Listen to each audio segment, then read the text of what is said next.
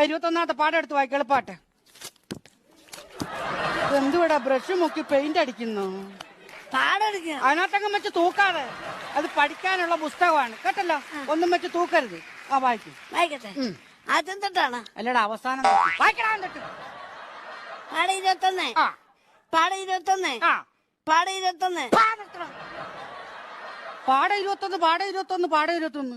പാടം ഇപ്പൊ 63 ആയല്ലോ. പാടം വായിക്കണ്ട, ബാക്കി താഴോട്ട് വായിക്ക. എന്താ പാ മാത്രമേ ഉള്ളൂ, തലേണിയൊന്നും ഇല്ലേ? എന്താ അക്ഷരം ഇല്ലേടാ? എന്നാ പിന്നെ വായിക്കങ്ങോട്ട്. പാട 21 കക്ക. പാട 21 കക്ക. എടാ ഞാൻ പറഞ്ഞു അക്ഷരം നോക്കി പുസ്തകം നോക്കി വ്യക്തമായിട്ട് വായിക്കണം കേട്ടാ. പാട 21 കക്ക. ഞാൻ വായിച്ചു തരാം, കറക്റ്റായിട്ട് കേട്ടോണം കേട്ടോ. പാട 21 കക്ക.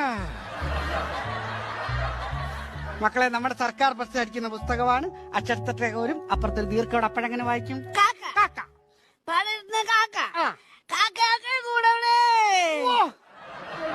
ആ കാക്കയെല്ലാം കൂടെ അങ്ങ് പറന്നു പോയി കാണുമല്ലോ. ഇവിടെ കേട്ടാ മതി, പതുക്കെ വായിക്കും. എന്തുടാ മുയലിരുന്ന് പ്രാർത്ഥിക്കുന്നു? എനിക്ക് കേക്കണം, നിന്റെ മനസ്സിൽ പഠിച്ചാ പോരാ.